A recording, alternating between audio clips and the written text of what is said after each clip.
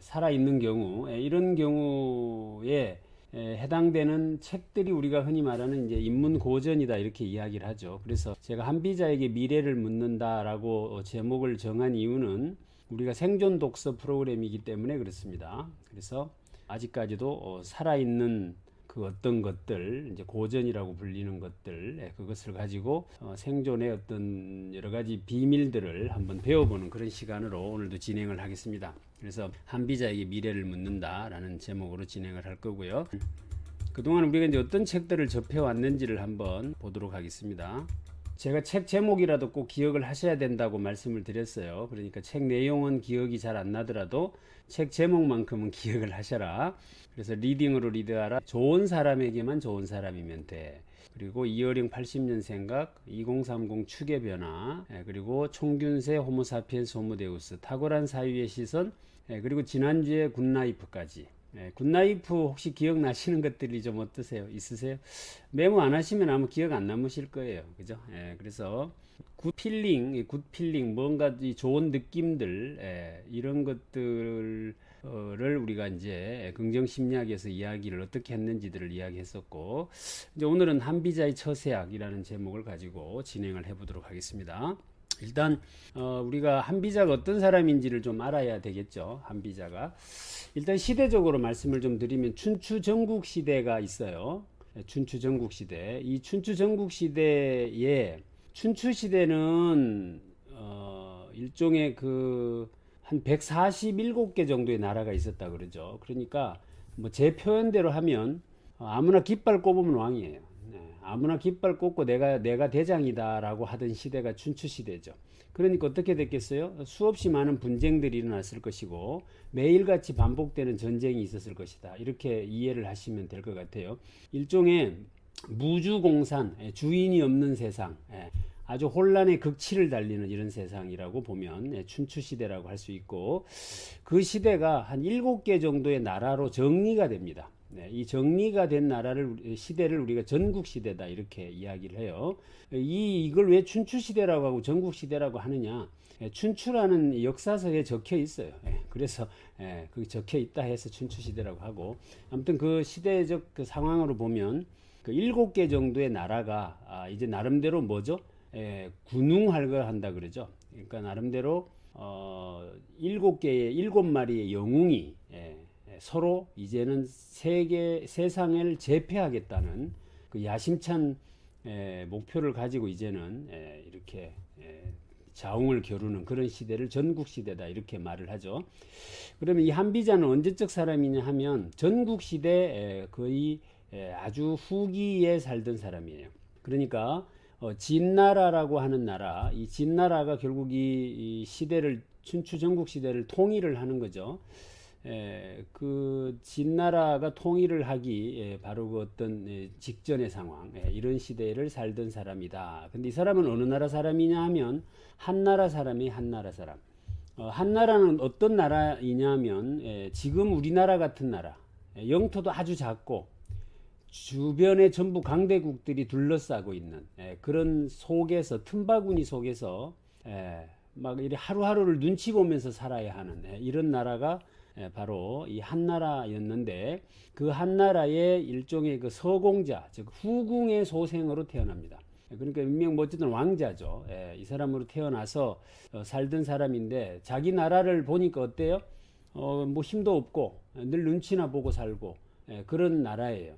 거기다가 이제 임금까지도, 왕까지도 무능해서 나라를 제대로 이끌고 가지 못하는 이런 시대적 상황을 이제 보고 사는 사람이에요.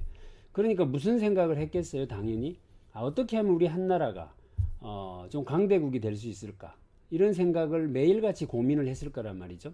그래서 나름대로 이 사람이 찾아낸 해법을 써놓은 책이 바로 이 한비자가 쓴 책들이에요. 이제 대충 그림이 그려지시죠. 뭐냐면 상황이 형성되어져 있지 않은데 머릿속에서 특출한 어떤 아이디어나 사상을 만들어내는 것은 그런 전례는 없습니다. 공자도 그렇고 노자도 그렇고 시대적 상황이라고 하는 것에서 어떤 생각도 떠오르고 그래서 이론도 정립을 한 것이지, 뭐 완전히 상상만을 해가지고 뭘 만들어냈다라고 보기는 어렵죠. 그런 시대를 살던 사람이다. 그러면 이제 다시 한번 계보를 우리가 훑어보자고요. 그 진나라가 중국을 통일하게 했던 그 진나라의 지배체제는 어떤 사상의 베이스를 두고 있느냐 하면 법가 사상의 베이스를 두고 있습니다. 그럼 법가라고 하면 대표적으로 여러분들이 떠오르는 사람이 누구죠? 순자죠, 순자. 순자는 성선설을 주장했나요? 성악설을 주장했나요? 성악설을 주장하죠. 인간은 태어날 때부터 악하게 태어났다고 보는 거예요. 그러니까 법으로 강하게 어떻게 규제를 해야 된다라는 논리가 가능한 것이죠. 그래서 그 순자의 대표적인 제자가 있다면 바로 이사라는 사람과 한비자라는 사람 두 사람이 있습니다. 그 이사라는 사람은 진나라 사람이고 이 한비자는 한나라 사람인 것이죠. 그러니까 그 계보를 물려받은 그 진나라가 결국에 삼국을 통일했다. 이렇게 이해를 하시면 될 것 같아요. 자, 대충 이제 계보도가 정리되셨나요? 그럼 순자는 누구죠? 순자는? 순자는 위로 치고 올라가면 누가 있느냐면 공자가 있습니다. 그래서 법가 사상은 사실은 공자 사상의 한 지류다. 이렇게 이해를 하시면 될 것 같아요. 자, 이 정도로 말씀을 드리고, 어쨌든 이분이 왕에게 진언을 드리는 과정에서 여러 가지 글들을 썼다는 거예요. 왕에게 진언을 드리면서 썼던 글 이러면 어떤 게 떠오르시죠? 군주론이 떠오르시죠? 군주론 또한 메디치 폐하에게 진언을 했던 내용이죠. 그 내용과 지금 이 한비자가 왕에게 왕이시여 지금 우리나라가 이렇게 힘들고 어려운 것은 이렇기 때문입니다. 이렇게 하셔야 됩니다. 뭐 이런 이야기들을 썼던 것들이 지금 후세에 전해져요. 근데 안타깝게도 이 사람은 그 모함을 받아서 죽임을 당하는 일이 벌어지죠. 그래서 저기 보시면 BC 280년부터 233년까지니까 얼마를 살다 가신 거예요? 47세를 살다가 가신 분이에요. 그러니까 어떻게 해서 그렇게 일찍 돌아가셨느냐라고 보면 이런 이제 스토리가 나오죠. 자, 보시면 한비자가 쓴 책이 어떤 책이 있느냐면 이게 지금 뭐가 좀 버벅거리네요. 자, 고분이라고 하는 책과 오두라는 책을 누가 읽느냐면 진시황이 읽어요. 진시황이 이 책을 읽고는 야, 이 책 이거 누가 썼냐? 이 글 쓴 사람하고 내가 교분을 맺을 수 있다면 내가 죽어도 여한이 없겠다. 이 말을 하게 됩니다. 그 이야기를 듣고 있던 그 당시에 쉽게 말하면 국무총리격인 사람이 이사라는 사람이에요. 이사라는 사람. 이 사람이 이제 진시황한테 이렇게 말하는 거죠. 왕이시여, 그 친구 그거 내 친구입니다. 이래 된 거예요. 그 글 쓴 사람 내 친구인데요. 이래 된 거예요. 그래? 이래 됐겠죠? 그럼 이놈 좀 데리고 와봐라. 이래 된 거예요. 근데 그 친구를 데리고 오면 아마 그 사람은 한나라 사람이기 때문에 그 친구를 데려올 수가 없습니다. 이래 된 거죠. 그럼 여러분들 같으면 어떻게 하시겠어요? 근데 이 진시황은 그 당시 최대의 강대국이에요. 지금으로 보면 미국 같은 나라예요. 어떻게 하는가 하면 그거 좀 와보라 해라. 뭐 좀 이렇게 이게 아니고 그 한나라 임금한테 전화해라. 근데 금방 안 보내주면 쳐들어간다 해라. 이래 된 겁니다. 전쟁을 일으키겠다고 해라. 그래 그 소식을 들은 한나라 임금이 어떻게 했겠어요? 큰일 나잖아요. 전쟁 일으키면. 그래서 아이고 그건 아니고요 해가지고 한비자를 사신으로 보냅니다. 진나라에. 그래 이제 사신으로 오니까 같이 만나가지고 뭐예요? 서로 대화를 한 거예요. 대화를 해가지고 뭐 이제 가뜩이나 책을 아주 좋아했는데 이 사람하고 이제 여러 가지 대화를 하니까 그 장면을 누가 지켜보게 합니까? 지켜봤어요. 이사라는 사람이 지켜본 거죠. 그 이사가 보니까 어떤 생각이 들었겠어요? 야, 저놈이 만약에 임금한테 총애를 받으면 나는 어떻게 돼? 나는 내 자리가 위태롭겠다 이런 위기감이 들었을 것이에요 아마. 그죠? 같은 제자니까. 그러니까 임금한테 이렇게 이야기를 합니다. 저놈을 이참에 죽여버립시다. 저놈을 이참에 없애버려야 되지. 다시 한나라로 돌려보내면 저놈이 원체 똑똑한 놈이어서 뭔 작당을 할지 모릅니다. 이래 된 거죠. 그러니까 이제 임금이 그래 그러면 감옥에 가둬버려라. 이래 된 거죠. 이제 약간 겁을 줄 생각이 있었어요. 자기 나라에 남게 하려고. 그때 이제 이사가 가가지고는 어떻게 하는가 하면 독약을 보내가지고 야 이참에 죽어보라. 뭐 비참하게 고통당하고 죽느니 깔끔하게 죽어라. 이렇게 하면서 독약을 준 거예요. 독약을. 그러니까 이 산비자가 가만 생각해 보니 그도 맞아서 그냥 독약을 먹고 자살을 해버리죠. 자살이 아니라 독약을 마셔버리죠. 그렇게 되니까 진시황이 그때서 이거 아닌 것 같다 이래가지고 빨리 그 친구를 풀어줘라 라고 명령을 내렸는데 알고 보니까 이미 죽어 있는 거죠. 근데 이사 지가 죽여놓고 뭐라고 했겠어요? 자살했습니다 이래 된 거죠. 허망하죠. 그래서 허망하죠. 그러니까 여기서 우리가 한번 생각해 볼 것은요. 어떤 행위를 할 때는 반드시 뭘 해야 된다? 확인 절차를 거쳐야 한다라는 것. 그러니까 우리가 생각지도 못했던 일들이 벌어지는 거죠. 왜 그게 이사가 같은 동기동창이에요. 지금으로 말하면. 그런데 지 동기를 모함해서 그렇게 죽게 만드는 거죠. 그러니까 어떻게 해야 돼? 이걸 우리는 이제 용어로는 페일 세이프라는 말을 씁니다. 페일 세이프. 그러니까 실패를 하더라도 안전한 장치. 이걸 페일 세이프라는 개념을 쓰는데 이런 것들 우리가 하나씩 꼭 가지고 있어야 되겠다. 그죠? 그래야 우리가 생존할 수 있다. 이런 걸 배우는 거죠. 이거 가지고. 예를 들면 이런 겁니다. 집에 아파트 명의가 누구로 돼 있어요? 집에 아파트 명의가 남편 이름으로 돼 있으면 이 남편이 그거 가지고 사업한다고 대출 받아가지고 지가 다 쓰고 댕기다가 집을 말아먹을 수 있잖아요. 그러니까 안전장치를 어떻게 해야 돼요? 집 문서를 와이프 이름으로 바꿔준다든지 아니면 공동 명의를 한다든지 이런 것들이 다 뭐예요? 안전장치죠. 안전장치. 그래서 의사결정을 할 때 반드시 어떤 안전장치가 들어가도록 하는 이런 시스템을 갖춰 놓는 게 필요하겠다라는 생각도 한번 해볼 수 있는 거예요. 그죠? 이 책 서문에 아주 재밌는 이야기가 나와요. 이런 이야기가 나옵니다.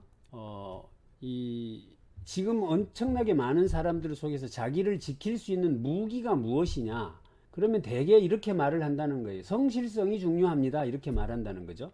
그런데 이 사람이 뭐라고 하는가 하면 이렇게 말을 합니다. 성실하게 노력하는 인간들은 차고 넘친다. 의지의 미래를 맡기는 것은 한계가 있다. 라는 말과 같은 말이겠죠. 저는 그렇게 해석을 했어요. 그러니까 성실하게 사는 사람은 차고 넘치죠. 그걸로 당신을 생존할 수 있도록 지켜간다는 것은 어쩌면 웃기는 이야기다. 뭐 이런 이야기가 될 수 있겠습니다. 그래서 새로운 무기가 필요하다. 새로운 무기.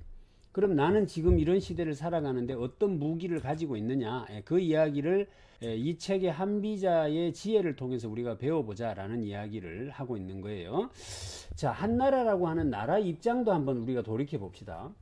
그 당시 중국이 통일하게 했던 전략이라는 게 일명 많이 들으셨던 합종연행이라는 겁니다. 합종연행. 합종이라는 것은 진나라가 원체 강대국이니까 진나라를 제외한 나머지 6개 나라가 서로 연합하는 걸 합종이라 그래요. 그럼 연행이라고 하는 것은 뭐냐면 진나라는 그것을 각계격파하려고 개별적으로 만나서 외교 전략을 가져가는 전략이죠. 이게 일명 연행 전략입니다. 그러면 합종과 연행 전략이 붙어가지고 누가 이긴 거예요? 한마디로 연행 전략이 이긴 거죠. 어찌됐건 합종이든 연행이든 핵심은 뭡니까? 혼자는 안 된다는 거예요. 그럼 우리가 지금 이 미래의 생존 전략을 배운다라고 할 때 뭘 배워야 된다? 결국 우리는 이것을 다른 사람과 협력할 줄 아는 능력, 이것이 굉장히 중요하다는 것을 배울 수 있는 것이죠. 오케이? 이해되십니까? 이해되시면 오 한번 해봐 주세요. 지금 반응이 전혀 없어가지고 내가 지금 혼자 말하는 것 같아요. 오케이. 자, 좋습니다. 그러니까 미래의 핵심적인 전략이나 역량은 누군가와 연합하는 능력이에요. 그런데 왜 합종 전략이 졌느냐? 왜 졌겠습니까? 결국 6개의 나라가 똘똘 뭉치는 게 어려워요. 그런데 개별적으로 1대1로 어떤 연합해내는 전략들은 의외로 뭐예요? 가능할 수도 있죠. 이것들 우리가 한번 볼 수 있고, 그런데 한나라라는 나라는 어떤 나라였느냐면 이 합종이라고 하는, 합종에도 끼워주지 않고 연행에도 끼워주지 않아요. 그러니까 완전히 무시당하는 그런 나라였다라고 보시면 돼요. 이번에 우리 옆에 있는 나라 그 어떤 강요가 우리 보고 뭐라고 이야기합니까? 제가 차마 입에 담을 수가 없는데 뭐 그런 나라 정도에게 뭐 물어볼 것도 없다 뭐 이런 이야기를 하잖아요. 그러니까 무슨 이야기냐? 완전히 철저하게 무시당하는 그런 나라였다. 누가 한나라가. 그래서 그 나라를 어떻게 하면 잘 살게 할까를 고민했던 내용들이 한비자가 쓴 책들이다. 이렇게 이해를 하시면 돼요. 그러면 지금 나는 한번 돌이켜 보는 거죠. 나는 과연 우리 사회에서 인정받는 존재인가? 우리나라는 그런 과연 우리 강대국 속에서 인정받는 위치에 있는가? 라고 생각을 해본다면 아니라고 생각이 들면 이 책에 답이 있어요. 그죠? 이 책에 답이 있는 거죠. 어떻게 보면. 그래서 뭐 어느 사람 이야기 할 것 없이 다 도움이 되겠지만 그런 맥락에서 보면 자, 한비자가 말하는 군주의 통치 원칙은 크게 법술세로 요약을 합니다. 법술세. 그럼 법은 뭐냐? 원칙이에요. 술은 늘 경계하는 거, 늘 조심하는 거. 술. 그리고 세라고 하는 것은 권력을 말해요. 파워, 힘. 자, 그럼 이것도 자기가 돌이켜보면 돼. 나에게 있어서 법은 무엇이며, 나에게 있어서 술은 무엇이고, 나에게 있어서 세는 무엇인가? 나는 파워가 있는가? 나는 원칙이 있는가? 나에게 술, 즉 뭔가 나를 계속 경계하게 하는, 긴장하게 하는 이런 어떤 것이 있는가 이거죠. 이거는 일명 안전 장치 시스템이라고 볼 수 있겠죠. 지금 우리가 이런 독서 프로그램 같은 데 오셔서 계속 자기를 어떻게 해요? 이렇게 되짚어보고 이렇게 성찰하는 이런 활동들이 술에 해당된다라고 볼 수 있겠습니다. 그죠? 그 뭐 세는 뭐예요? 월급 받아오는 그죠? 파워. 너가 돈을 얼마나 번다 아니면 사회적으로 얼마나 영향력이 있다 뭐 이런 것들을 세라고 하고 그렇게 살아가는 데 있어서 나는 원칙이. 자, 이 세 가지가 있어야 뭐가 된다? 군주가 통치를 할 수 있다는 거예요. 근데 이 세 가지 중에 뭐라도 부족한 게 있다면 통치하는데 굉장히 어려움이 있을 것이다. 이런 이야기를 결국 하고 있는 것이에요. 자, 한비자가 말하는 법이라는 것은 과연 무엇인가에 대해서 한번 보도록 하겠습니다. 법이란 문서로 만들어 관청에 두고 백성에 알리는 것이다. 법은 모두에게 알려서 모든 백성이 지켜야 할 유일하고 절대적인 기준이다. 이거 여러분들 굉장히 중요한 말입니다. 우리가 생각하는 법하고 지금 한비자가 이야기하는 법의 개념이 조금 다르죠. 한비자가 이야기하는 것은 백성에게 알리는 것, 이것이 법이다라고 해요. 뭘로? 문서로 만들어서. 그러면 지금 우리는 어떻습니까? 여러분들이 법을 읽으면 해석이 잘 되시던가요? 법을 보면 잘 못 알아먹게 쓰죠. 왜 그렇습니까? 일반인들이 그 법을 아무나 알아먹도록 써놓으면 변호사가 할 일이 없잖아요. 검사가 할 일이 없고 판사가 파워가 안 생기잖아요. 그래서 법이라는 것을 조금 어렵게 만들어 놓고 뭔 읽으면 못 알아먹게 해놓죠. 그래야 자기 위치가 생기는 겁니다. 근데 한비자는 그런 이야기를 한 적이 없어요. 일반 백성이 읽으면 누구라도 알아먹도록 해놓은 것, 그게 법이다라고 이야기를 하고 있죠. 그러니까 우리가 지금 법이 굉장히 거리가 멀리 있다라는 것을 알게 되죠. 이걸 보게 되면. 그래서 밝은 군주가 다스리는 나라에서는 서책은 무용지물이다. 법이 가르칩니다. 이렇게 이야기를 하고 있고, 여기에 굉장히 중요한 이야기 하나가 있어요. 자, 여러분들 볼게요. 우리가 계획을 세워요. 그 계획을 달성하면 상을 주죠. 그런데 그 계획에 미달하면 벌을 줍니다. 그런데 한비자는 뭐라고 말하는가 하면 계획을 초과 달성해도 벌을 줘야 된다라고 주장해요. 의외죠. 이게 의외입니다. 이것이 저도 한 번씩 이렇게 보게 되면 굉장히 일리가 있는 말이거든요. 왜냐하면 왜 초과 달성했으면 상을 더 줘야 되지 왜 벌을 주느냐는 거죠. 그런데 한비자는 벌을 줘야 된다고 이야기해요. 근데 잘 들어보세요. 왜 벌을 줘야 되느냐? 그 사람이 초과 달성했다는 말은 두 가지의 의미가 있어요. 하나는 애초에 달성할 목표치를 하향으로 설정하고 그것을 초과 달성했느냐 거짓말을 칠 가능성이 있죠. 이거 제가 조직에 가보면 아주 빈번한 일입니다.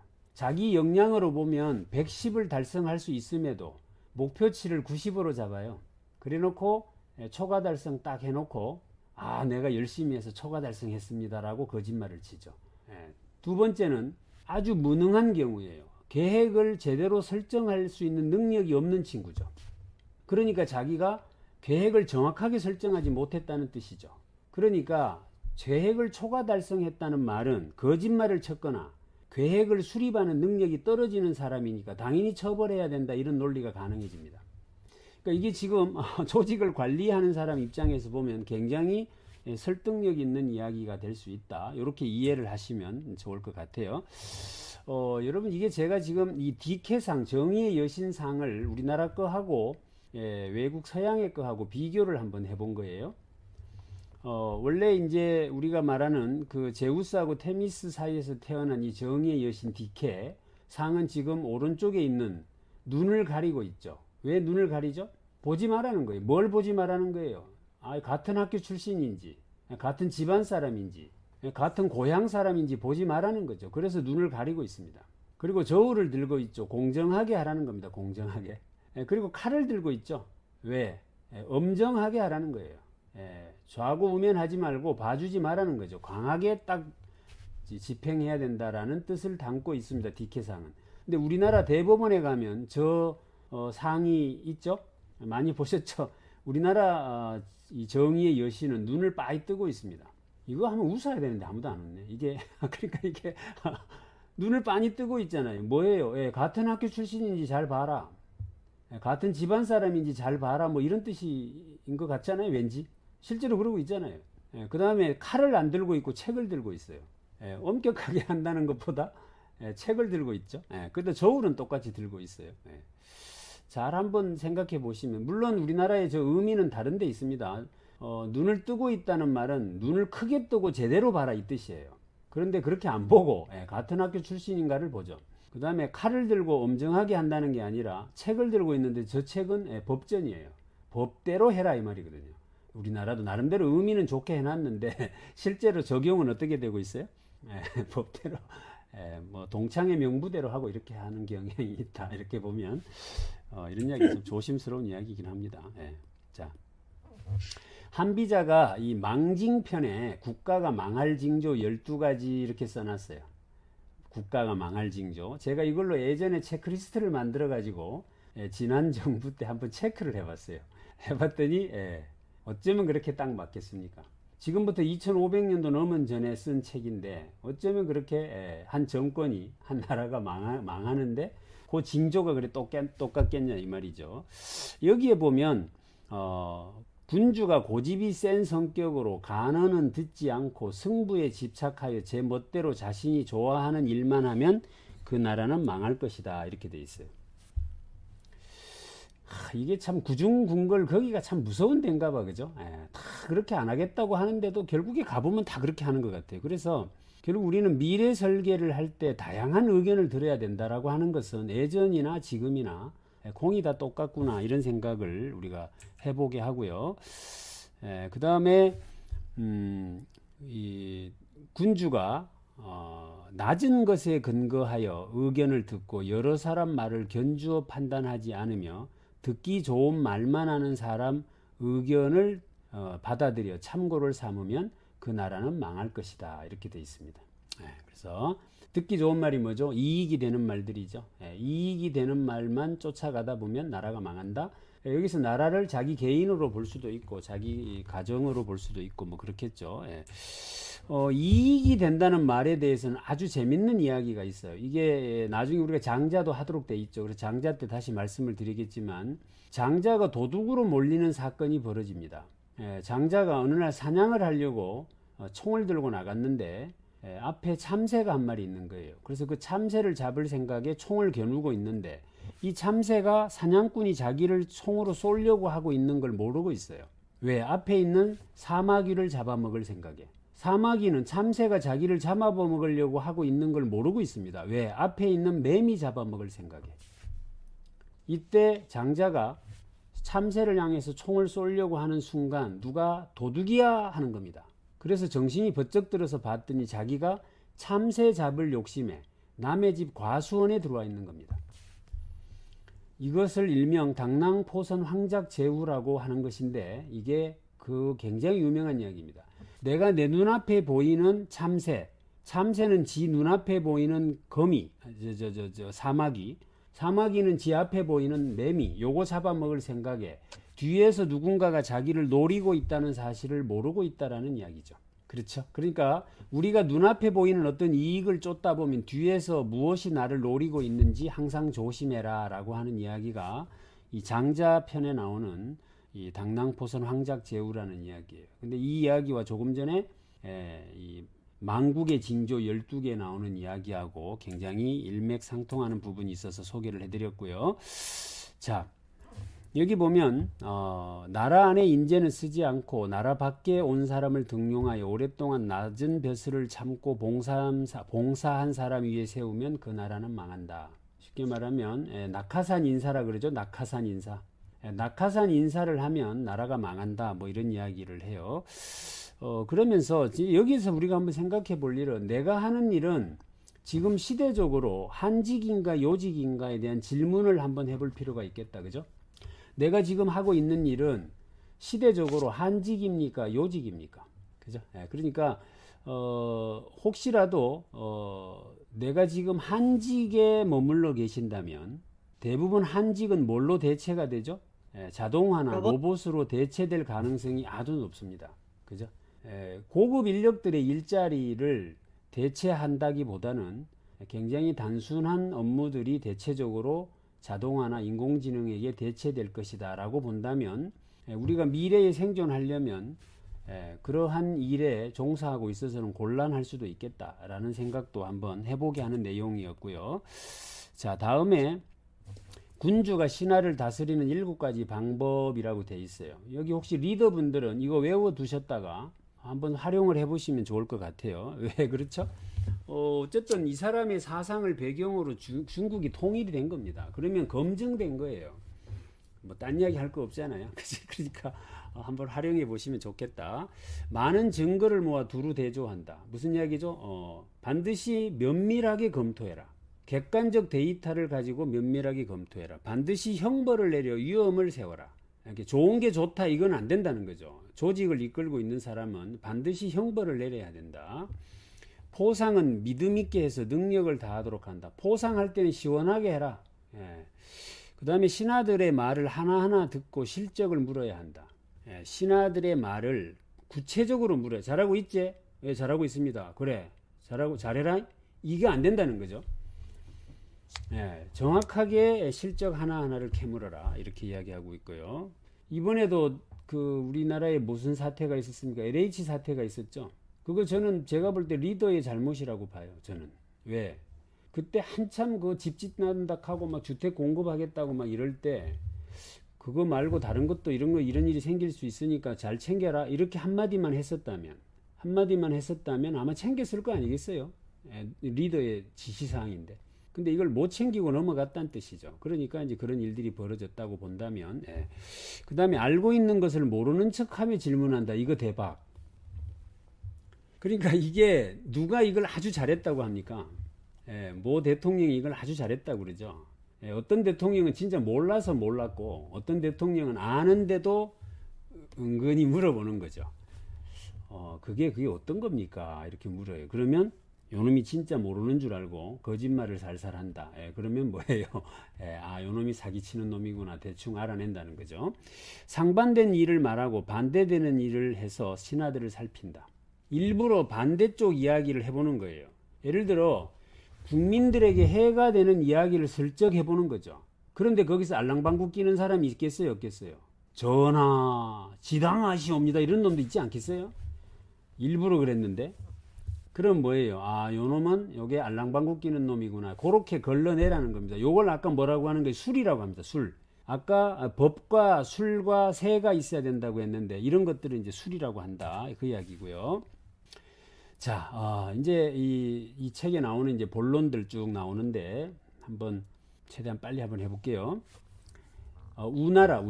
우나라에 강을 다른 곳으로 흐르게 해서 농사를 짓게 하려고 임금이 강을 다른 곳으로 흐르게 한 거예요. 근데 그 당시만 해도 자연이라는 것은 신이 내려준 거예요.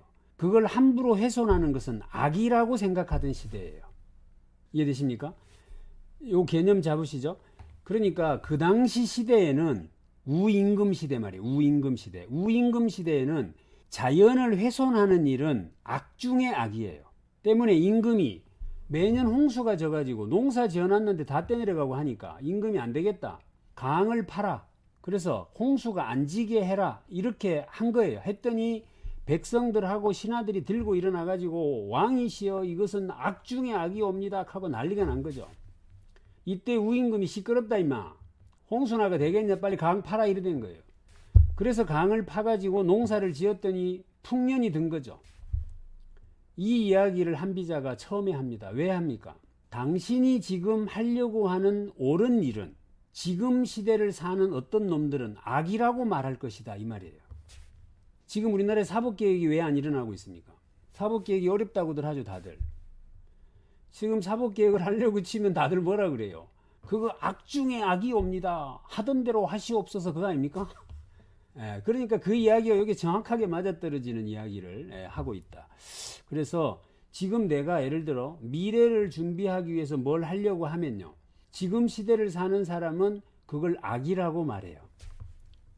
그렇죠? 우리가 예를 들면 공유경제를 하겠다 또는 4차 산업혁명을 하겠다 뭐 이야기를 하면 그건 아니되옵니다. 뭐 일자리가 줄어들고 막 이러면서 막 반대를 해요. 그 이야기를 여기에 굉장히 적절하게 이렇게 비유를 하고 있다. 자, 요거 아주 재밌는 이야기인데 한번 소개를 해봐 드릴게요. 한나라의 이 소후가 임금이에요. 임금이 낮잠을 잤어요. 술에 취해가지고. 낮잠을 자고 있는데 혹시 임금이 감기라도 걸릴까 싶어서 관계라고 하는 놈이, 관계는 뭐냐면 임금이 쓰는 모자를 관리하는 사람이에요. 신하죠, 신하. 이 관계가 임금 감기 걸릴까봐 옷을 덮어준 겁니다. 잘했죠? 잘했잖아요. 네. 그 임금이 잠에서 깬 거예요. 깨봤더니 누가 나한테 옷을 덮어놓은 거야.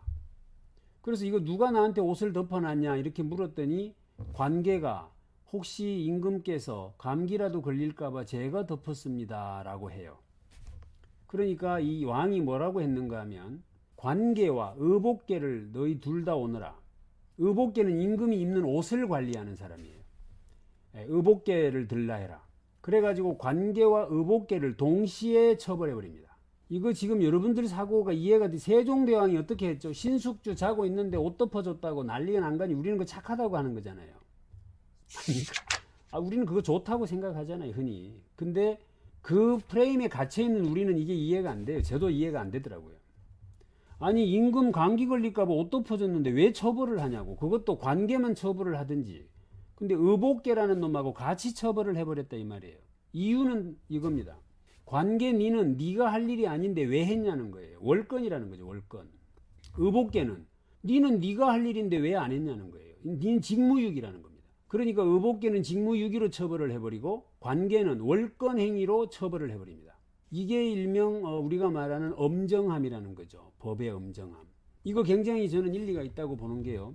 만약에 이것을 상을 줬다고 한번 생각을 해봅시다. 상을. 어떤 일이 벌어졌을 것 같아요? 의복계가 바로 관계 보고 이렇게 말했겠죠. 이 새끼 니는 네 일도 아닌데 왜 남의 일 해가지고 네가 상 받아먹냐 이 새끼야. 이래 되겠죠. 당연히 그렇지 않겠어요? 여러분들 회사 생활 해보시면 내 업무인데 딴 놈이 몰래 해가지고 공을 가로채는 경우가 한두 번이 아니잖아요. 이게 비일비재해지지 않겠어요? 그러니까 임금은 뭐예요? 인정적으로는 칭찬을 해주고 싶지만 조직의 규율을 위해서 어떻게 했다? 과감하게 둘 다를 처벌해버렸다. 그래 저는 이런 이야기를 들으면 여러분들이 한번 따라해보세요. 와. 이게 감탄사가 나와야 됩니다. 이런 게 제가 볼 땐 감탄사입니다. 이거 지금 아마 우리나라뿐만 아니라 거의 다 이런 것들을 용인합니다. 용인할 게 아니라 과감하게 처벌을 해버리는 게 자, 아무튼 그렇다는 이야기고요. 그 다음에 이제 이 반경이라는 현령이 시장을 감독하는 방법인데 이거는 꼭 외워두세요. 이거 우리 가정에서도 제가 볼 때는 굉장히 필요하다고 생각을 해보는데요. 이 현령이 이게 반경이라는 현령이 시장을 관리하는 것을 감독하기 위해서 시장을 가요. 시장을 가서 시장을 관리하는 어떤 사람이 있을 거 아니에요. 시장 쉽게 말하면 그 중에 대표 그죠? 그 사람을 불러요. 그래가지고 그냥 나란히 서서 아무 말도 안 하고 가만히 있어요. 그랬더니 시장에 있는 관리들이 이렇게 보면서 무슨 생각을 했겠어요? 야, 우리 대장은 저 높은 사람하고 억수로 친한가 보네. 그렇게 알아서 생각을 한 거죠. 그리고 그 다음부터 어떻게 해요? 그 사람 말을 기가 막히게 잘 듣더라는 거예요. 이해가 되고 계십니까? 지금 제가 사진을 넣어놨는데 저 옛날 박근혜 대통령하고 귓속말 하는 저 사람 있죠? 네. 저 귓속말 하면서 뭔 이야기 했겠어요? 저 뭐 바로 약속 시간 다 됐습니다. 뭐 이런 이야기 했겠지. 뭐 그 쥐중한 이야기를 했겠어요. 그런데 저 사진을 보는 놈들은 저 사람이 엄청 파워가 셀 거라고 생각을 한 거죠. 그래서 저놈 집에 밤마다 줄을 서는 겁니다. 저 옆에도 또 누구 있죠? 예, 뭐 되게 친한 척하고 말하고 있잖아요. 그 순간 저 사람에게 뭐가 가죠? 권한이 위임됩니다. 권한이. 이걸 우리는 경영학에서 뭐라고 합니까? 임파워먼트라고 합니다. 임파워먼트. 그러니까 임파워먼트를 어떻게 하느냐가 굉장히 중요하다는 이야기를 지금 한비자가 하고 있는 거예요. 아무 짓도 한 게 없죠. 그냥 쇼를 해준 것 뿐인데 그걸로만으로도 파워가 생기더라. 그러니 리더는 그거 할 때 잘해야 된다 이런 논리가 되죠. 그러니까 사진 한 장 찍어도 그게 사기치려고 치면 얼마나 많이 치고 다닙니까? 그죠? 대통령하고 사진 한 장 찍으면 그거 들고 다니면서 내가 뭐 이래갖고 밥 한 그릇 먹었다 하고 뭐 오만 이야기 다 할 수 있죠. 이렇게 해서 사기를 칠 수 있으니 사진을 찍게 한 그 사람 잘못일 수도 있는 거예요. 어떻게 보면. 그죠? 그러니까 그런 이야기가 될 수 있어요. 제가 여기다 델리게이션이라는 용어를 써놨는데요. 임파워먼트라는 말과 델리게이션이라는 말은 좀 달라요. 개념적으로. 네가 국무총리를 좀 해라 이러면 이걸 임파워먼트라고 해요. 네가 이번에 우리 회사에 무슨 과장을 좀 해라 이러면 그게 임파워먼트예요.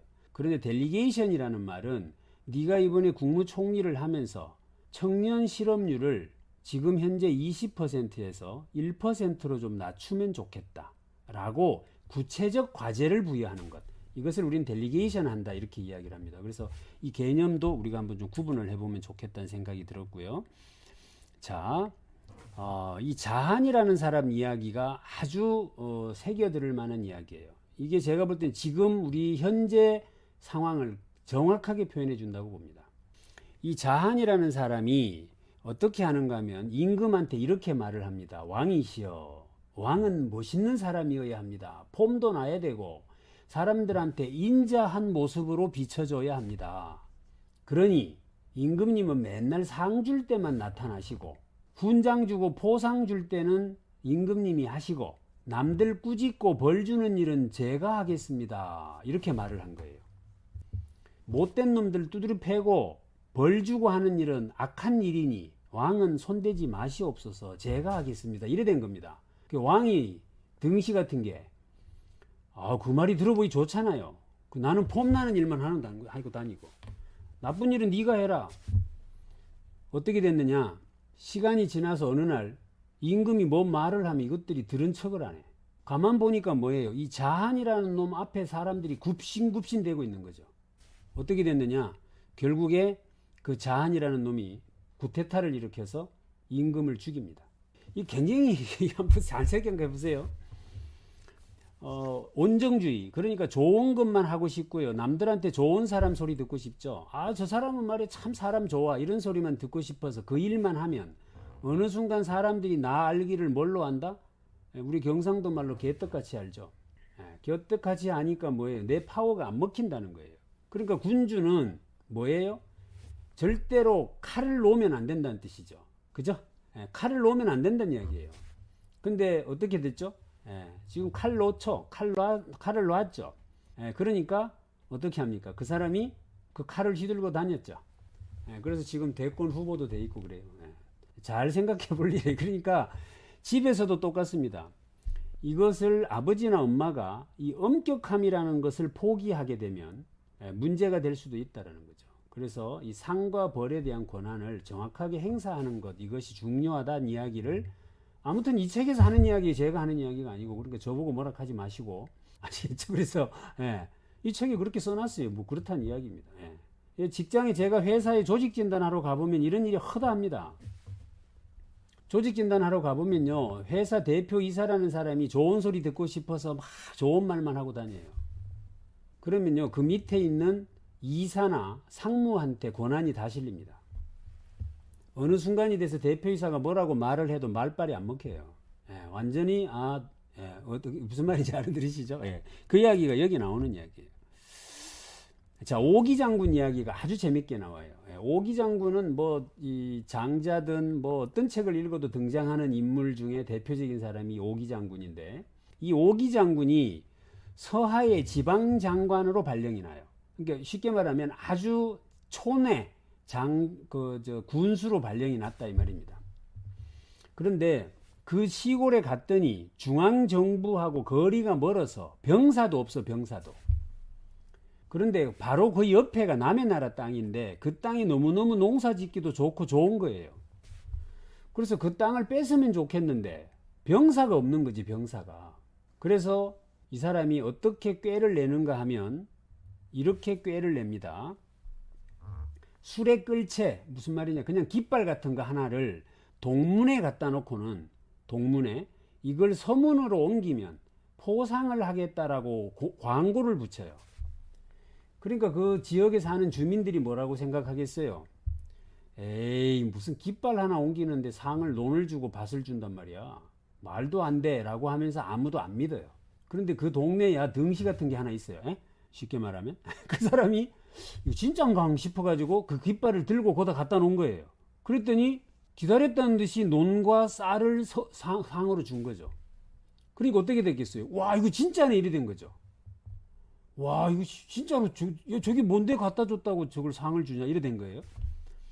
그 다음에는 뭐라고 했는가 하면 콩 한 섬을 동문에 갖다 놓고 남문으로 옮기면 상을 주겠다고 한 거예요.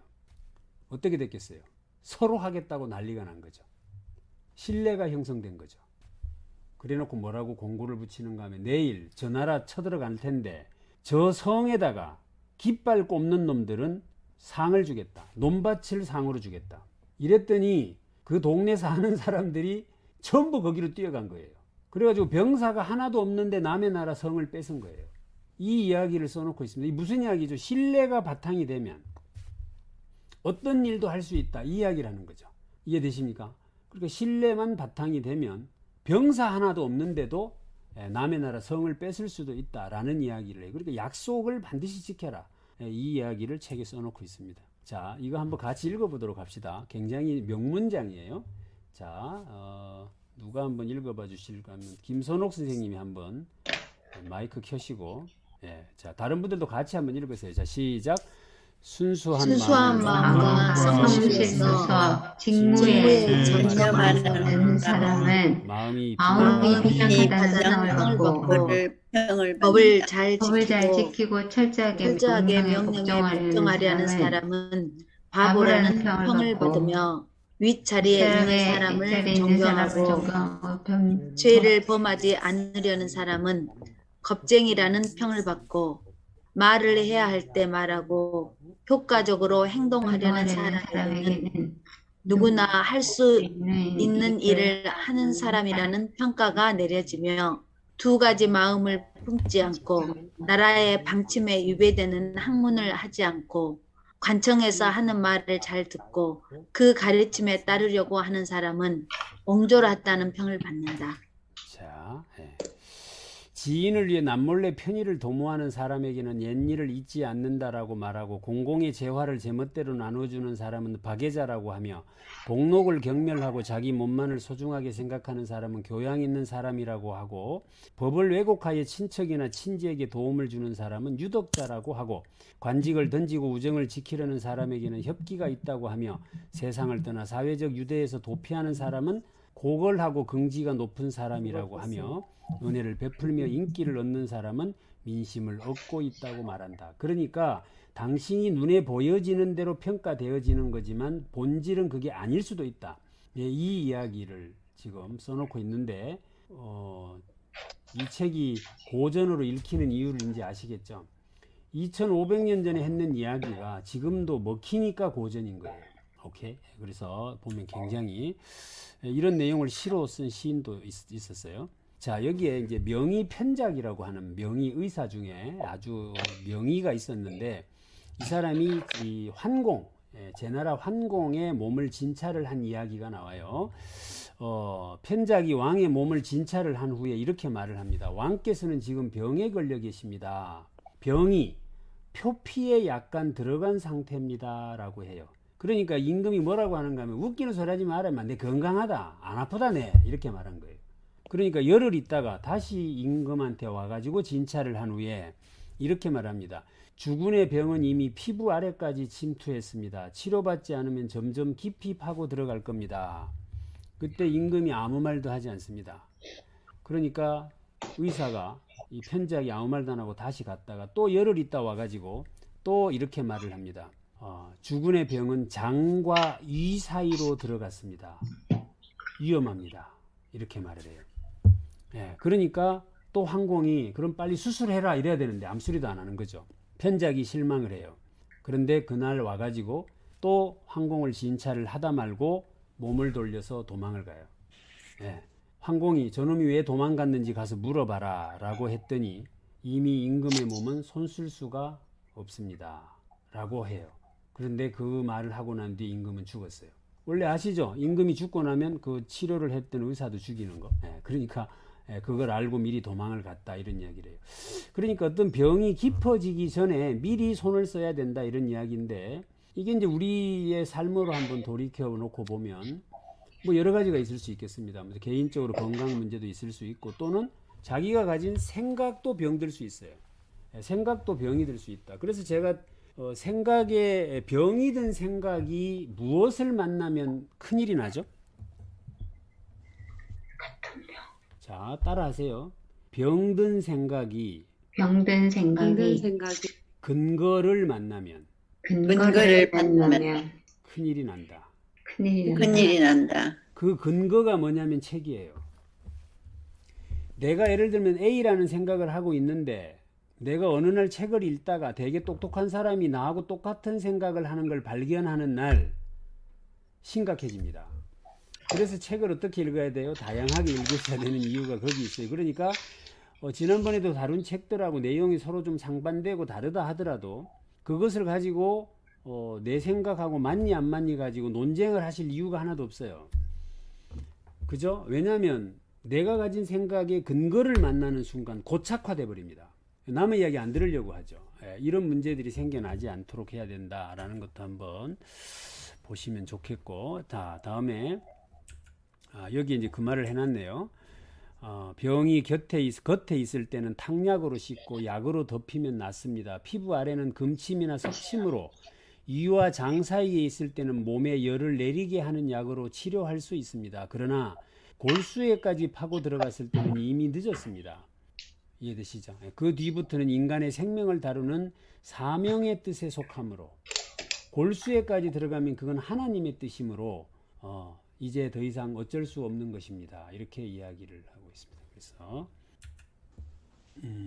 자, 이것도 얼마나 엄격해야 되느냐에 대한 이야기를 하는데 하려면 확실하게 해라 이런 뜻이에요.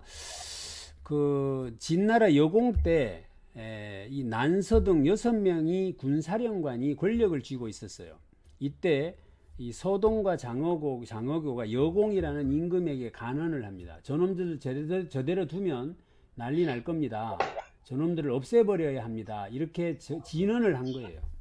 그랬더니 임금이 어떻게 했는가 하면 6명 중에 3명을 죽인 거예요. 3명을.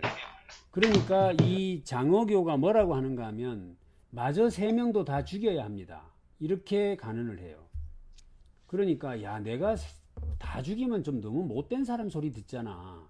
그냥 3명만 죽여도 적당히 뭐 자들이 힘을 못 쓰지 않겠냐. 이렇게 한 거예요. 어떻게 됐다? 그 3명이 작당을 해가지고 이 임금을 죽여버립니다. 이 이야기가 무슨 이야기냐면 법을 집행할 때는 깔끔하게 확실하게 해라 이런 이야기예요. 이해되시죠? 그러니까 설마 하고 적당히 남겨놓으면 그것이 결국에는 문제가 된다 이런 이야기를 하고 있죠. 이것도 우리가 지금 이제 적용해 볼 만한 부분들이 굉장히 많이 있을 수 있어요. 그래서 아무튼 명확하게 일을 처리해야 된다 이런 이야기를 하고 있고, 자, 그래서 결단을 내리는 일은 매우 어려운 일이지만 그 계기가 생겼을 때는 지나치게 너무 구실을 만들어서 생각을 깊게 하지 말고 과감하게 결단을 내려줘야 한다. 이거 지금 군주가 해야 될 일들이에요. 그러니까 내 생각으로 자꾸 해석하시면 조금 곤란하시고요. 그러니까 군주라면 리더라고 볼 수도 있어요. 또 나는 개인적으로 나에 대한 나의 리더죠. 그러니까 리더십이라는 관점으로 보셔야 된다라고 말씀을 드려요. 자, 다음에 이것도 아주 재밌는 이야기예요. 이 소양왕이라는 사람이 진나라 소양왕이에요. 이 사람이 그 신하하고 상의를 하던 중에 한나라, 위나라, 제나라 이 세 나라가 쉽게 말해서 연합을 해가지고 진나라를 쳐들어오겠다고 한 거예요. 이때 진나라 임금이 이제 신하하고 대화를 하는 장면입니다. 야, 전마들이 저거 우리나라 쳐들어온다는데 이거 어떻게 해야 되냐? 이렇게 물은 거죠. 그러면서 황하 동쪽 땅을 그냥 떼주고 적당히 그냥 화해하자라고 하는 게 좋겠나? 이렇게 물어요. 그랬더니 이 루안이라고 하는 신하가 황하 동쪽 땅을 떼어주는 것은 큰 손실입니다. 그러나 그것 때문에 전쟁을 안 하게 된다면 백성들을 불길에서 구한 공적이 인정되실 겁니다. 이런 일은 공자사가 잘 할 것이니 그 사람을 불러서 물어보시기 바랍니다. 이렇게 해요. 그러니까 그걸 이제 공자사에게 물어본 거예요. 이 왕이.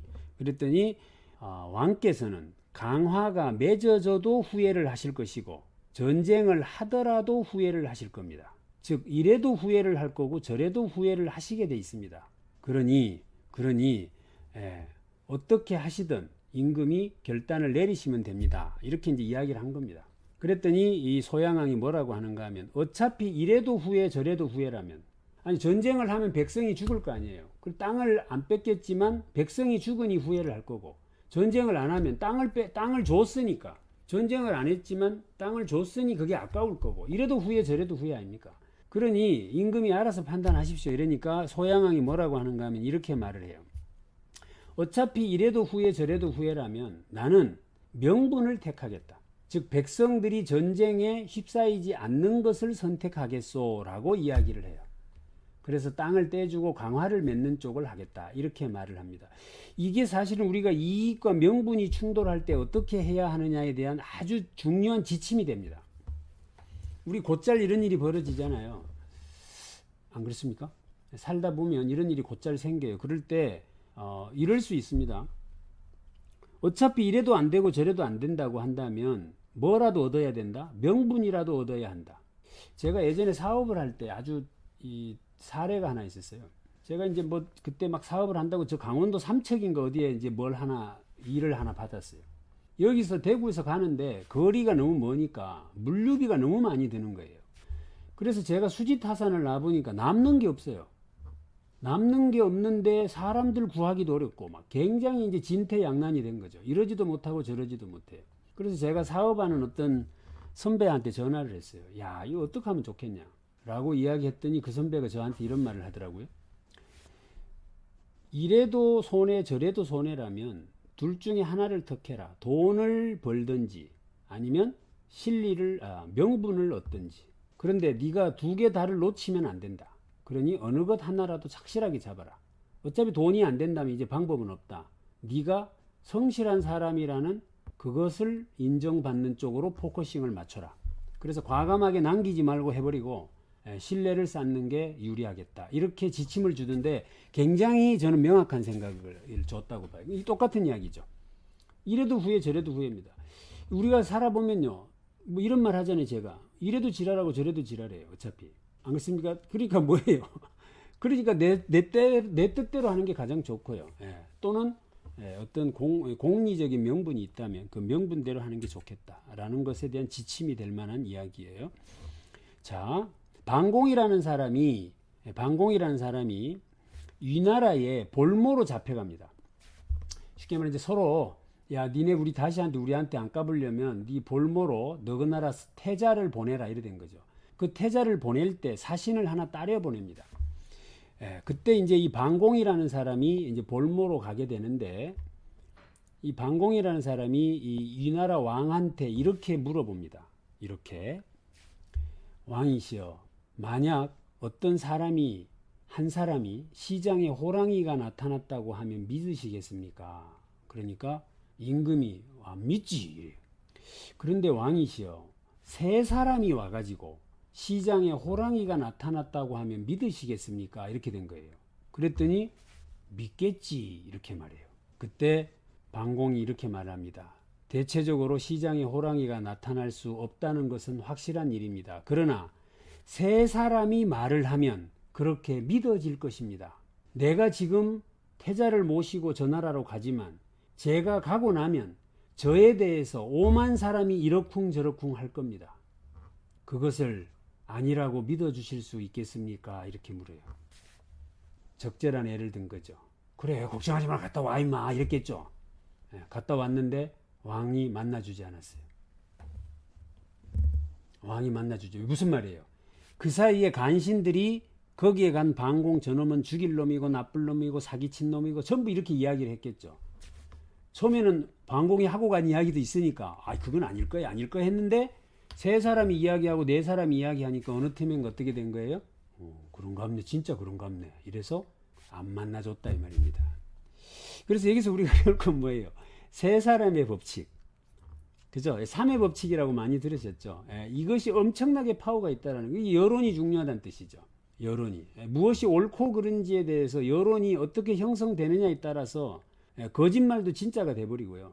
진짜가 거짓말이 돼버리는 것이죠. 그럼 여기서 이제 우리가 리더라면 어떻게 돼요? 여론 관리를 잘해야 된다는 뜻이 됩니다. 또 반대로는 여론으로 나를 속일 수 있다라는 생각도 해야 된다는 거죠. 이런 것들을 우리가 한번 곱씹어 보게 하는 그런 내용의 글이었습니다. 이것도 재밌는 이야기예요. 이게 대화를 좀 하면서 하면 좋겠는데 김선옥 선생님 제일 위에 계시니까 오늘 자꾸 물어보게 되네요. 또 자꾸 질문하니까 그 다음부터 안 오더라고. 자꾸 시킨다고. 그래서 자, 마이크 해제하시고. 네. 자제분이 몇 명이나 계세요? 2명 있습니다. 2명. 네. 집에 천리마가 한 마리 있고 조랑말이 한 마리 있다면 그 2명 중에 누구에게 주겠어요? 천리마를. 천리마를 아들한테. 아들한테. 왜 아들을 더 사랑하세요? 네. 자, 다시 한번 생각을 바꿔보는 기회가 될 것 같아요. 네. 백낙 이야기한데요. 백낙이라는 사람 아시죠? 그러니까 네. 천리마를 알아보는 그 사람이죠. 이 사람이 어느 날 아주 미워하는 제자에게 천리마를 골라내는 방법을 가르쳐 줘요. 미워하는 제자에게. 아주 사랑하는 제자에게 조랑말, 보통말을 가려내는 방법을 가르쳐 줘요. 그래서 사람들이 의아해가지고 물어본 거죠. 아니, 어떻게 더 사랑하는 제자에게 보통말 골라내는 방법을 가르쳐 주십니까? 사랑하는 제자에게 천리말을 골라내는 방법을 가르쳐 주셔야지요. 이렇게 했더니 천리말을 골라내는 일은 그 사람에게 명예가 될 수는 있을는지 모르겠다. 하지만 돈이 되지는 않는다.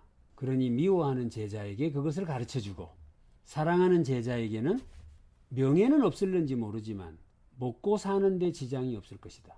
왜 그래요? 보통 말은 많은 사람들이 살려고 할 거니까 시장이 있잖아요. 근데 천리마는 뭐예요? 뭐 누가 그걸 사겠냐고, 비싼데. 이해되시죠? 그래서 알아들으셨죠? 무슨 이야기인지? 그래서 미운 놈 떡 하나 더 준다? 그 이야기가 딱 그 이야기죠. 그래서 사랑하는 사람은 더 엄격하게 가르치고 더 힘들게 하고 뭐 이런 이야기가 그 이야기인데 어떻게 김선옥 선생님 생각이 바뀌셨어요? 자, 아무튼 이 책에 나오는 이야기입니다. 그래서 실리가 뭐보다 낫다? 허용보다 낫다라는 이야기, 그 이야기입니다. 자, 다음에 이것도 아주 재밌는 얘기. 어때요? 들어보시니까 재밌죠? 예. 제가 볼 때 이 한비자라는 책도 재밌고요. 장자라는 책도 더 재밌습니다. 온통 이야기예요. 그래서 스토리텔링을 하시려고 하는 분들은 반드시 읽어야 되는 책입니다. 제왕과 화가 이야기가 나와요. 왕이 이렇게 묻습니다. 무엇을 그리기가 가장 어려운가? 화가에게 물어본 거예요. 개나 말을 그리기가 참 어렵습니다. 이렇게 말을 해요. 그래? 그럼 무엇을 그리기가 가장 쉬운가? 도깨비를 그리는 것이 가장 쉽습니다. 이렇게 말을 해요. 어찌하여 그런가? 이렇게 물은 겁니다. 도깨비는 어떤 놈도 본 놈이 없기 때문에 내가 아무렇게나 그려도 시비 거는 놈이 없다. 그런데 개나 말을 그리면 본 놈들이 많아서 이러쿵저러쿵 입 대는 놈들이 많다. 그러니 말과 개 그리는 게 힘들고 도깨비 그리는 건 너무너무 쉽다. 이렇게 말을 합니다. 자, 우리가 미래를 준비하려면 뭐 해야 되죠? 상상해야 되죠. 상상. 그죠? 상상하는 일. 그래서 이 미래를 상상하는 일, 이게 어쩌면 지금 우리 현재를 살아가는 일보다는 쉬울런지도 모르겠다. 이 생각도 한번 해보게 하는 내용이어서 소개를 드리는 거예요. 그런 것 같습니까? 대답을 안 해주시네. 자, 이것도 아주 재밌는 이야기예요. 시간이 지금 8시 8분 다 할 수 있을 것 같아요. 이제 얼마 안 남았습니다. 힘들 내시고 제가 이거 엄선한 겁니다. 다 보여드리는 게 아니고 그래도 이게 좀 재미가 있어서 이런 것만 이 조나라 대신 우경이라는 사람이 이렇게 이제 궁궐을 짓고 있는 거, 집을 짓고 있는 거죠. 집을 짓고 있는데 이렇게 말을 해요. 야, 지붕이 너무 높다. 지붕이 너무 높다. 이렇게 말하니까 이제 막 지었기 때문에 흙이 아직 젖어 있고 석가래가 안 말라서 조금 있으면 가라앉을 겁니다. 라고 이야기를 하더라는 거죠. 당연히 그렇잖아요. 집 짓는 사람이. 그러니까 웃기는 소리 하지 마라. 그게 지금 이미 내려앉아 있어야 그래야 이게 정상이지. 그걸 감안해서 그렇게 지으면 이게 무너질 수도 있다. 이제 이렇게 한마디 한 거예요. 그러니까 목수가 그래요? 시키는 대로 할게요. 해서 그 사람이 시키는 대로 집을 지었어요. 어떻게 됐다? 집이 무너졌어요. 범차하고 활 이야기도 똑같은 이야기예요.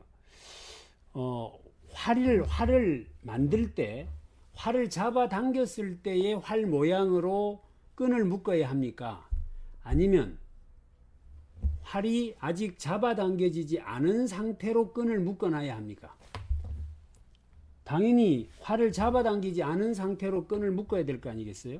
그래야 이걸 당기면 이렇게 힘을 받아서 나갈 거 아니에요. 근데 이 어떤 지식인이 그게 그렇지 않다. 이미 활은 다 굽혀놔야 된다. 뭐 이런 식으로 한마디 하니까 그래요. 뭐 시키는 대로 할게요. 그랬더니 어떻게 된 거예요? 활이 뚝 부러져 버렸죠. 이미 이렇게 굽어져 있는 상태로 당기니까 당연히 끊어져 버릴 거예요. 그죠? 무슨 이야기예요? 지식과 지혜의 차이를 인정해라. 그러니까 책상머리에 앉아가지고 배웠던 지식이라고 하는 것들은 일자 무식의 그 기능공들의 지혜만 못하다 이 이야기를 하는 거죠.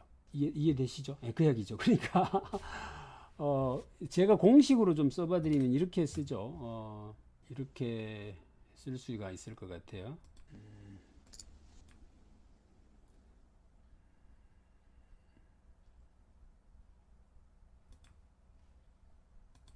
갑자기 주석이 안 되네.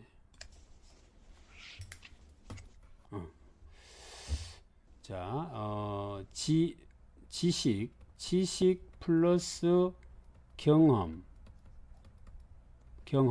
이퀄 지혜 이렇게 표현할 수 있죠. 그러니까 지식이라고 하는 것은 반드시 경험이라고 하는 행을 만나야 지혜가 된다라는 거죠. 그런데 이 지식만을 가지고 그것이 절대적으로 옳은 양 이야기하는 것은 오히려 무식한 기능공들만 못할 수 있다라는 것을 이야기하고 있는 것이다. 이렇게 설명을 해볼 수 있을 것 같아요.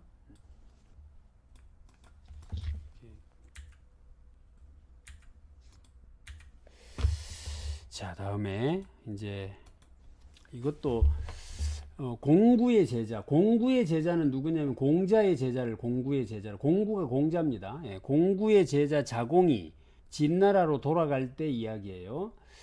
어떤 노인이 굴을 파고 샘물을 길어서 막 뿌리는데 이게 쉽게 말해서 물을 퍼올리는 펌프가 있는데 그걸 안 쓰고 바가지로 퍼올려서 밭에다가 뿌리니까 밭에다가 물을 주는데 한계가 있지 않겠어요?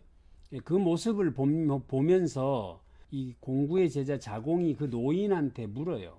아니 어째서 기계가 있는데 기계를 안 쓰고 그 바가지로 물을 퍼올리면서 쌩 고생을 하십니까? 이렇게 물어요. 그러니까 이 노인이 뭐라고 말하는가 하면 나는 공자 당신의 선생에게 들은 얘기가 있어. 기계를 갖는 자는 반드시 기계에 의지하는 일이 많아지고 기계에 의지하는 일이 많아지면 기심이 생긴다. 기심이 가슴에 닿으면 순수함을 잃고 그러면 정신이 불안정해지며 그러면 자연의 법칙을 거슬리게 된다. 나도 방아 두레박을 모르는 것은 아니오만 그것을 사용하는 것을 부끄럽게 여길 뿐이요. 그대는 무엇을 하는 사람이요? 이렇게 노인이 대답을 해요. 그러니까 기계에 의존하는 마음. 그죠? 어때 요즘 우리가 그런 게 좀 있지 않나요? 예를 들면 대표적으로 내비게이션 없이 어디 가실 수 있으세요? 그죠? 거기에 우리가 의존하죠. 거기에 의존하려고 하는 마음이 기심이라는 거죠. 나는 그것이 내 마음에 생길까봐 다소 불편하지만 뭐를 한다? 두레박으로 물을 길어서 하고 있는 거다. 나도 기계에 있는 줄 안다. 뭐 이런 이야기를 하고 있는 겁니다. 이제 제가 저 사진을 뭘 넣어놨느냐 하면, 이세돌 구단하고 저 앞에 앉은 사람이 아자왕입니다. 그죠? 아자왕. 아자왕이 레시바를 꽂고 있어요. 레시바를 꽂고 있으면 지금 레시바에다 명령을 주는 건 누가 주고 있죠? 알파고가 주고 있죠.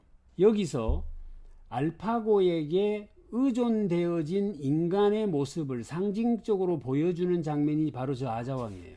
그러니까 앞으로의 인간은 저렇게 인공지능에게 통제받고 사는 아자왕 같은 인간이 될 거냐, 아니면 어디에도 의존하지 않는 이세돌 같은 사람이 될 거냐의 문제로 세상이 재편된다라는 것을 저는 가장 상징적으로 보여주는 사진이 저 사진이라고 생각을 해요. 이해되시죠? 그래서 우리가 어떤 기계나 이런 거에 의존되어져서는 곤란하다라는 이야기를, 이 내용을 가지고 한번 생각해 볼 수 있겠다 라는 것입니다. 8시 15분이니까 다 돼갑니다. 자, 송왕과 가수 규의 이야기, 이것도 아주 재밌는 이야기예요. 송왕이 제나라와의 승전 축하 공연에서 가수 규가 노래를 불렀어요. 전쟁을 하고 이제 승전 축하연을 하고 있는데 가수 규라는 가수가 와서 노래를 부르니까 그 노래 소리를 듣고 길 가던 사람들이 걸음을 멈췄다는 거예요. 그리고 그 노래를 들으면서 사람들이 막 피로를 잊더라는 거지. 그래서 송왕이 네가 노래를 진짜 잘하는구나. 내가 너에게 상을 내리겠노라 이렇게 하니까 이 규가 하는 말이, 왕이시여, 저는 아무것도 아닙니다. 제 스승은 진짜로 노래를 잘하십니다. 이렇게 말을 해요. 네 스승이 누구냐 이랬더니 사계라는 거예요. 그럼 사계 불러봐라. 그래서 이제 스승이 불려온 거예요. 사계가. 야, 노래해봐라. 네 노래 잘한다며 노래 한번 해봐라. 이래 된 거죠. 그랬더니 사람들이 길을 가는데 길을 멈추지도 않고 오히려 사람들이 얼굴에 피곤한 기색이 역력하더라는 거예요. 아니잖아 임마. 너 그 스승이 노래하니까 사람들이 길도 안 멈추고 다 피곤해 보이잖아 이 자식아. 뭐 노래를 잘한단 말이야. 이렇게 말을 하니까 가수 규가 이렇게 말을 합니다. 제가 노래를 불렀을 때 성벽을 쌓고 있던 사람들이 성벽을 얼마를 쌓았는가 봤더니 40척의 성벽을 쌓았지만 우리 스승이 노래를 부를 때는 80척을 쌓았다. 튼튼함도 내가 노래를 불렀을 때 성벽은 확 벽을 찌르면 창으로 5치나 무너졌는데 우리 스승이 노래를 불렀을 때는 성이 2치밖에 무너지지 않았다. 이 이야기를 합니다. 그러니까 노래를 불렀는데 겉으로 보이는 피로를 해소해주고 사람들이 발걸음을 멈추게 하는 정도는 표면적인 현상. 그런데 우리 스승이 노래를 불렀을 때는 그 일하는 사람들이 노래를 들으면서 성을 쌓았을 거 아니에요? 성벽을. 근데 생산성이 2배나 더 높아졌다 이 말이죠. 이해되십니까? 그래서 이게 결국 이제 어떤 그 효용성 또는 실리 뭐 이런 이야기를 지금 강조하고 있는 것이죠.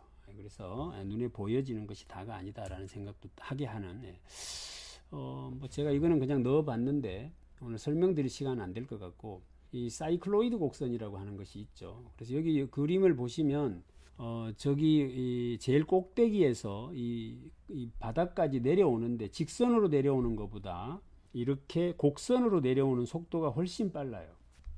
이걸 이미 사이클로이드 곡선이라고. 우리 기와지붕이 있죠. 기와지붕이 전부 이렇게 R자로 생긴 이유가 물방울이 훨씬 빨리 떨어집니다. 바닥으로. 이게 물리적으로도 계산이 되는 내용들인데, 그래서 결국 곡선이 직선보다 빠르다. 이 이야기를 우리가 한번 생각해 볼 수 있는 내용이어서 소개를 드렸고요. 어떤 부부가 이제 절에 가가지고 기도를 하는데요. 와이프가 기도를 이렇게 합니다. 신이시여, 제발 저희에게 재난이 닥치지 않게 하시고 백목금의 돈이 내리게 하소서. 쉽게 말하면 뭐 한 1,000만 원만 생기게 해주소서, 이렇게 기도를 하는 거예요. 그리고 옆에 있던 남편이, 마누라 지금 돌았나? 왜 돈을 1,000만 원만 달라 하냐? 돈을 좀 많이 달라 해라. 기도를 하면 돈을 좀 100억을 달라 하든지 많이 달라 해라. 이제 이렇게 한마디 한 거예요. 그랬더니 그 와이프가 뭐라고 했는지 아세요? 내가 만약 돈을 많이 달라고 해서 돈을 많이 주면 네가 바람 피고 다닐 거 아니냐, 첩을 두고. 그래, 난 필요 없다. 그러니까 나는 돈 1,000만 원만 있으면 된다. 뭐 이 이야기를 하는 내용이 나와요. 이해하십니까? 그러니까 이 이야기를 통해서 지금 우리에게 주려고 하는 이야기는 국가의 지배 원리와 개인 사인들의 지배 원리는 다르다는 이야기를 해요. 그렇죠. 와이프는 돈이 많이 필요 없다는 거예요. 예, 돈 많으면 남편이 또 첩을 두고 뭐 이렇게 할 거니까 난 그게 싫다는 거죠. 그러니까 돈을 조금만 달라고 한다. 뭐 그런 이야기에서 구별해라. 이 이야기를 하고 있습니다. 이거는 이제 맹자에 나오는 이야기인데 여기에도 언급이 돼 있어서 왜냐하면 여기에 나오는 사람이 이제 순호곤이라는 사람이 나오는데 이 책에도 순호곤이 원체 이 머리가 잘 돌아가는 사람이어서 이 책에 소개가 돼 있어요.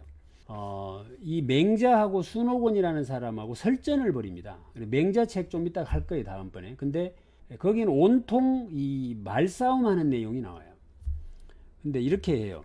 이렇게 순호곤이라는 사람이 맹자를 공격하려고 이렇게 물어요. 당신의 스승은, 즉 공자는 예의를 강조하신다면서요. 예, 맞습니다. 그러면 예의라는 것이 남녀가 손을 잡지 않는 것도 예의입니까? 그렇다, 예의가 맞다. 그러면 형수가 물에 빠져서 떠내려가고 있는데 손을 잡으면 안 되는 겁니까? 이렇게 물어요. 이게 사실은 말의 어떤 이 프레임으로 끌어들이는 장면이죠, 지금. 여기에 맹자가 딱 걸려들면 맹자는 지는 거예요, 말싸움에서. 그랬더니 손을 내밀어 구해야 한다. 아까는 남녀가 손을 안 잡는 것이 예의라면서요. 이렇게 이야기를 하니까 뭐라고 하는가 하면 사람이 죽어가는 것과 살아서 살아가는 예의라고 하는 것을 구별하지 못하느냐. 그것은 다른 문제다. 다른 문제를 어찌 니는 그렇게 묻느냐. 이렇게 대답을 해요. 그래서 순호곤이 맹자한테 말싸움에서 지는 장면이에요. 이제 결국 무슨 이야기냐. 형식적 논리와 형식적 이론이죠. 이것과 현재와 실천이라는 것을 구별해야 된다. 철학에서 굉장히 중요하게 다루는 게 뭐죠? 상상의 세계를 말하는 것이 아니라 뭐죠? 우리가 지금 살아가고 있는 현재의 모습, 이것이 더 중요하다. 이게 철학이라고 저번에 그 최진석 교수도 이야기를 했듯이 이걸 구분할 줄 알아야 된다라고 이야기를 하고 있습니다. 뭐 이 정도로 해서 쭉 살펴봤는데요. 제가 이 순자가 한비자가 했는 아주 좋은 어록들만 따로 한번 이렇게 모아봤어요. 그래서 제가 간단하게 읽어드리고 마치도록 할게요. 사람을 등용하는 데 있어서 자기의 일족이라고 해서 사양할 필요도 없거니와 또는 원수라고 해서 그것을 피할 필요도 없다. 모두 적재적소에 발탁해서 써야 한다. 그리고 스승의 책이 지나치게 함축적이면 제자들이 논란을 하게 되고 법이 간단하면 백성들이 다투게 된다. 상벌의 공정성을 잃은 지도자는 마치 발톱과 이빨을 잃은 호랑이와 같다. 호랑이가 개를 굴복시킬 수 있는 것은 날카로운 발톱과 이빨이 있기 때문이다. 상대의 치부를 건드리면 결코 그를 설득할 수 없다. 정치를 위한 3가지 도가 있는데 이익이고 힘이고 명분이다. 주군을 설득해야 될 때 유의해야 될 원칙. 이것은 혹시 직장생활 하시는 분들 상사를 설득해야 될 때 이 방법을 쓰면 기가 막히게 먹힌다. 자, 상대가 무엇을 원하는지 알아야 한다. 신임을 얻은 뒤에 자신의 생각을 밝혀야 한다. 이 중요한 얘기. 신임을 얻은 뒤에 네 생각 말해라. 신임을 얻지 않았는데 네 생각을 말하면 뭐가 생기죠? 적이 생깁니다. 그러니까 네 생각을 말할 때는 신뢰가 형성되었을 때 말해라. 주제넘게 참견하는 것을 좋아하는 사람 없다. 참견하지 마라. 인간은 신임하는 사람의 말을 쉽게 수용한다. 기분을 헤아린 뒤에 설득하라. 암만 친해도 분위기 봐서 기분 좋을 때 가서 결제도 받고 설득을 해라. 뭐 이런 이야기죠. 그래서 뭐 그렇죠. 그러니까 자, 뭐 이렇게 해서 한번 오늘 한비자라는 책을 살펴봤는데 어떠셨는지 모르겠어요. 뭐 나름대로 영감을 좀 얻으셨는지 모르겠는데 저는 이 책을 읽을 때마다 이제 생각되는 것은 사실은 이제 그 원칙이나 이것을 이렇게 정확하게 지켜내기가 쉽지가 않잖아요. 왜냐하면 자꾸 인정이나 온정이 발동되거든요. 특히 자식 문제도 그렇고 자꾸 인정이 발동돼요. 그러다 보면 엄격하게 뭘 못하죠. 이런 것들이 결국에는 우리 리더들이 제대로 양성되지 못하는 문제가 가정에서부터 시작될 수도 있겠다. 그래 놓고 이제 학교 가면 뭐 원칙 중요하고 뭐 이런 이야기 해봐야 안 먹히는 것 같아요. 저도 계속 기업체 돌아다니 보면 그게 좀 어려움이 있는데, 어저께 이걸 서울에서 제가 한비자를 가지고 강의를 했어요. 한비자를 가지고. 그래서 이 이야기를 했더니 요즘 시대를 자기들이 알아서 투영을 시키니까 아주 좋아들 하신 것 같아요. 자, 이렇게 해서 마치고, 일단 다음 주는 이제 드디어 미래에 대한 이야기를 좀 해보도록 할게요. 그동안은 뭐죠? 전부 옛날 이야기였죠. 그죠? 축의 전환도 옛날 이야기, 전부 옛날에 왜 그랬냐는 거잖아요. 그런데 이제부터는 또 미래에 대한 이야기. 그래서 세계 미래 보고서 2021이라는 책을 가지고 다음 주는 진행을 하도록 할 생각입니다. 아마 이번에 세계 미래 보고서는 매년 나오는 책인데, 제가 정리를 해봤는데 이번 책은 뭐라 그럴까, 조금 더 이렇게 심플하게 정리가 잘 돼 있는 것 같아요. 예전에는 막 잡학사전처럼 많은 이야기를 해놔서 조금 혼란스러웠는 게 있었는데, 다음 이 책은 그렇게 안 돼 있는 것 같아요. 그래서 한번 다음 주도 또 그 모습으로 이 책을 가지고 뵙도록 하고, 오늘도 또 간단하게 한 말씀씩 들어보는 시간을 좀 갖도록 하겠습니다. 판비자라는 책을 들으시면서 어떤 점이 좀 인상적이었다라고 생각되는 게 있으면 한번 말씀을 해봐 주시면 좋을 것 같아요. 자, 다음 주에 세계 미래 보고서 2021이라는 책을 가지고 또 다시 뵙도록 하겠습니다. 하여간 지금 조금 어떠세요? 노트 정리하고 이런 것 좀 하세요? 네. 정리하셔야 남습니다. 안 그러면 금방 잊어버리니까. 자, 수고하셨고요. 다 같이 손 흔들면서 퇴장하시겠습니다. 수고하셨습니다. 교수님 수고하셨습니다. 네, 수고하셨어요. 네, 감사합니다.